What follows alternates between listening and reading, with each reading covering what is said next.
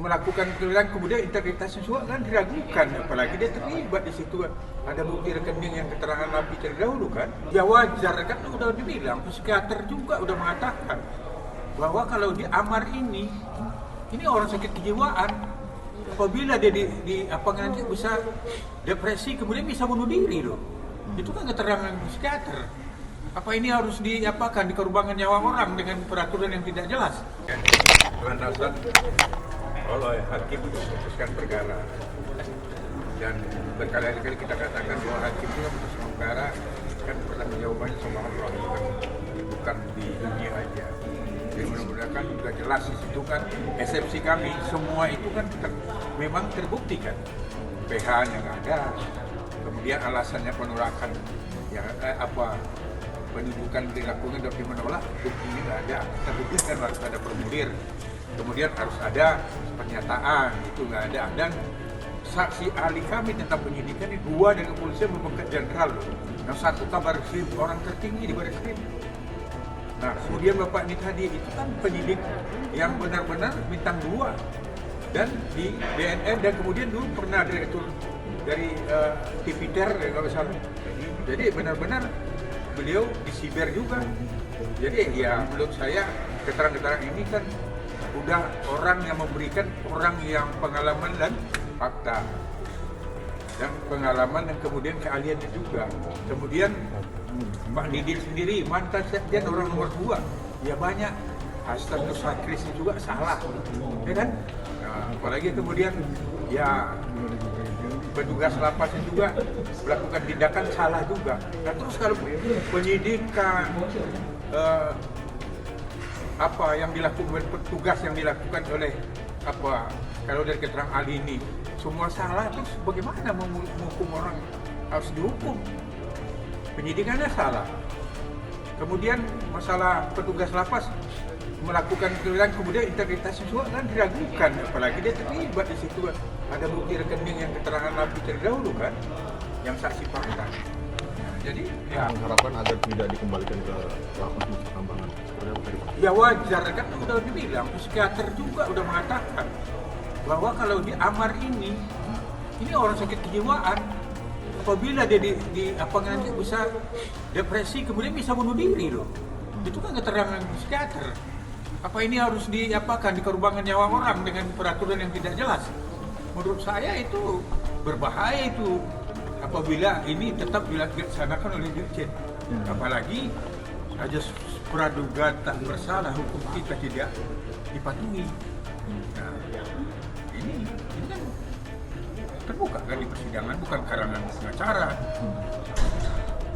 Ya kan? Sampai karena akhirnya orang kayak begini kan memang untuk mengobat dirinya sendiri susah, apalagi ditaruh di sana. Nah ya silakan aja. Nanti kalau memang dilaksanakan pasti ada upaya hukum yang akan kita lakukan.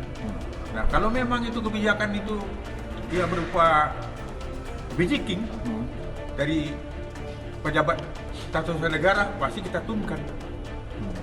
Amar juga ngajuin amnesti itu terbaru, itu udah dari siapa bang kalau boleh tahu bang? Ngajuin apa? Abolisi atau apa dia? Amnesti sama abolisi. Surat presiden.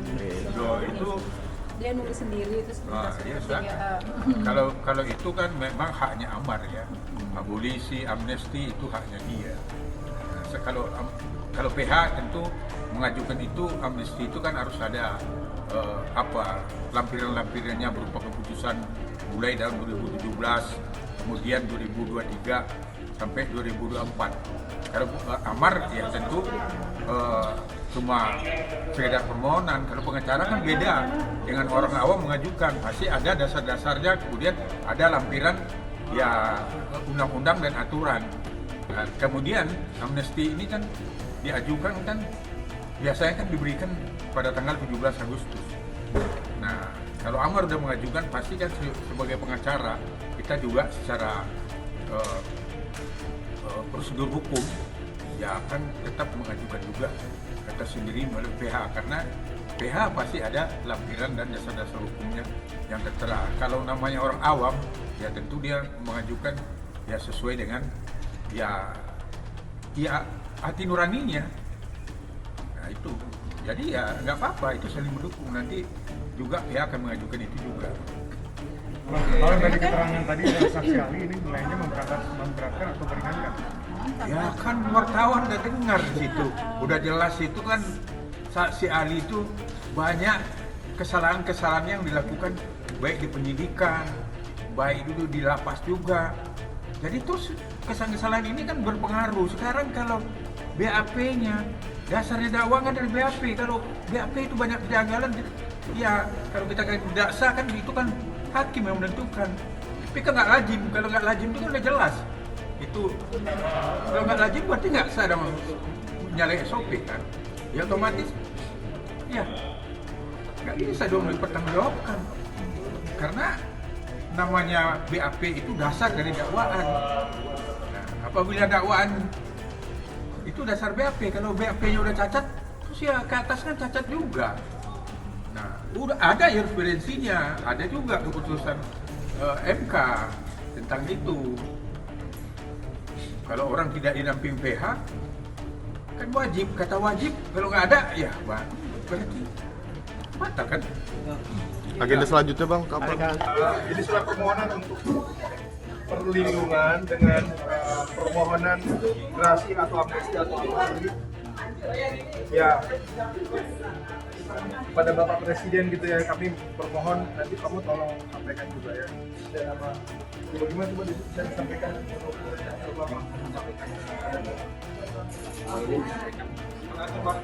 Pada Bapak oh ya.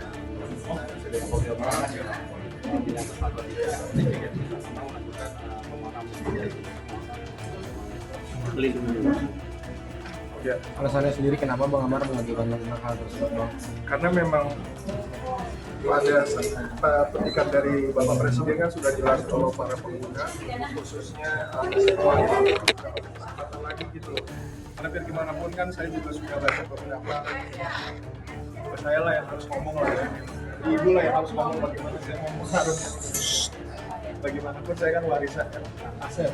Ya, jadi sebagai aset bangsa ini kan ya, jadi sudah membawa nama bangsa kemudian nasional bahkan internasional, kemudian juga sebagai seni kita sudah memiliki banyak produksi-produksi yang bisa digunakan dijadikan sebagai suatu contoh.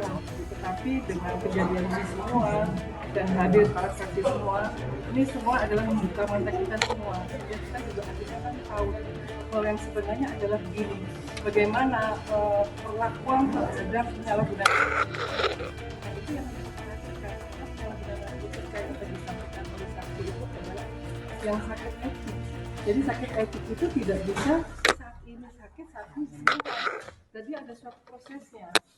Juga tadi kenapa saya masih mendampingi ya juga itu semuanya perhatian karena ya anak ini adalah korban gitu. Cari berita selebriti dan lifestyle yang lagi viral.